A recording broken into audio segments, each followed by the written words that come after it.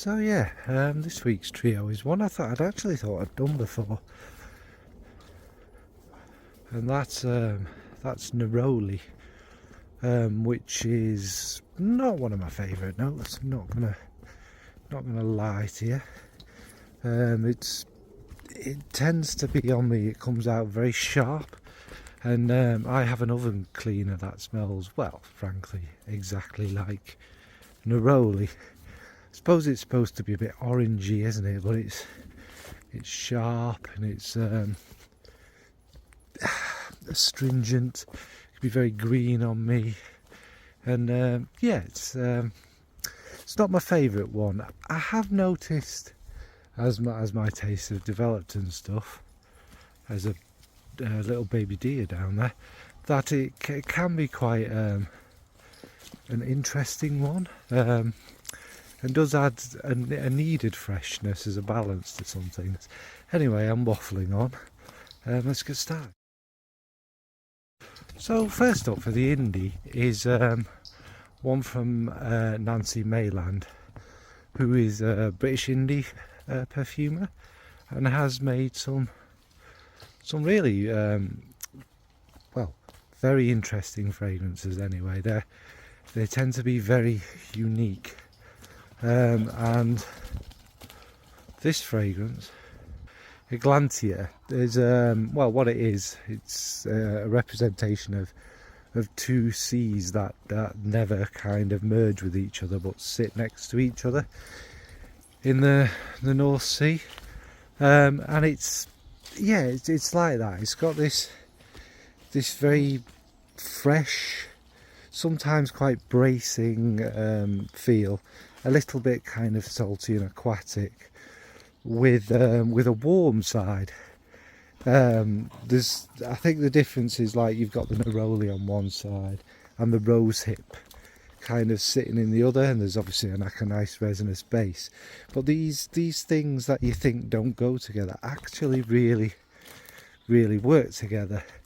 And what the Neroli does in there is, I think it's this kind of sharper side to it. I'm not sure if there's Neroli listed. I would think there is for me to mention this.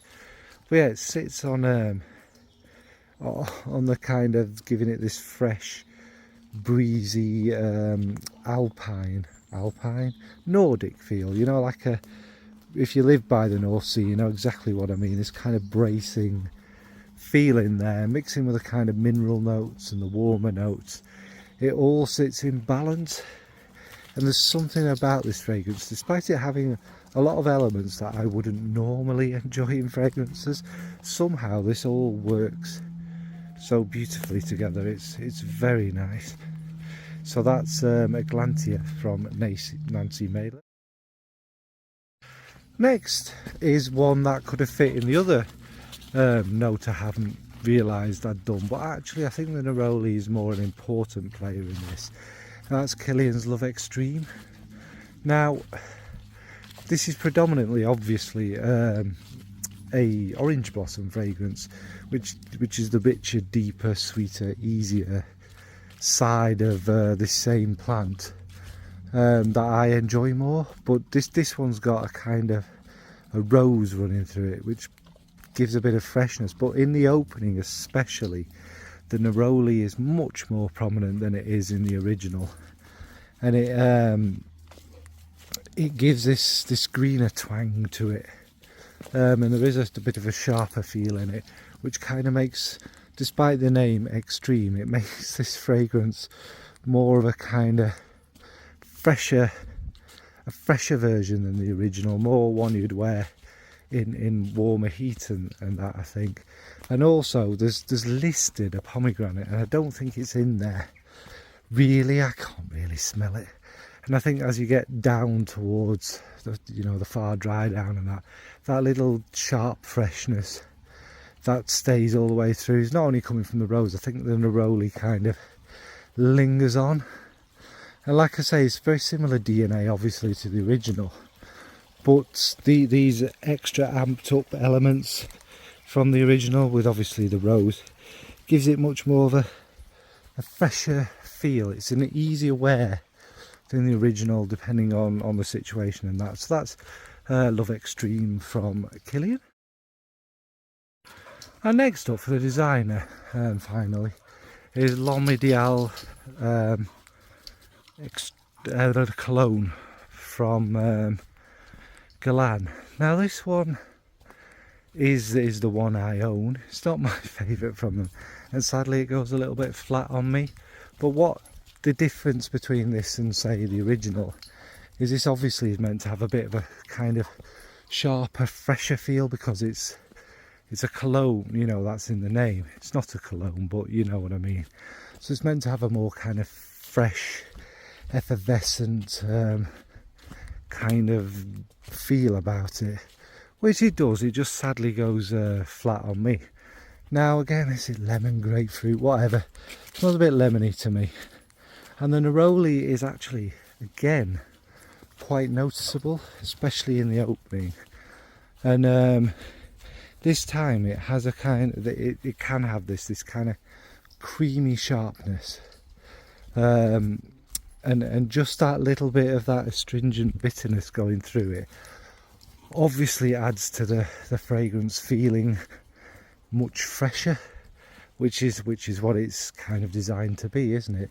Again, I don't mind it, and it's very blended in with the other citruses, so you don't get a lot of that in your face bitterness that it can give, because it works with the lemon, the citrus, the grapefruit, whatever it is, and just amplifies their sharpness and feel, rather than smelling of actual Neroli.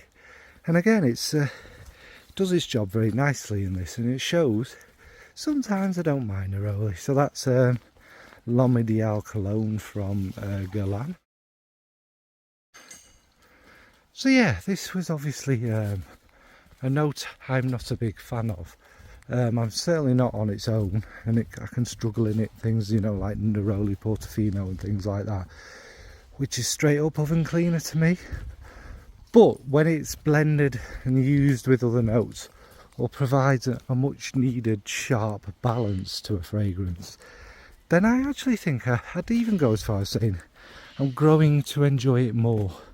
As long as I can't particularly smell it, it's not particularly strong, then yeah, it's an alright note. Not my favourite in the world, but as we smell more and more and more, I suppose you learn to, there's going to be one in a million you're going to like, isn't there? So anyway, yeah, that's Neroli. What about yourselves? What's your favourite Neroli scent? Are you more an orange blossom lover than Neroli? Do you struggle with sharper notes, or are there any sharper notes that you really love? And does it remind you of oven cleaner? Right folks, thanks, bye.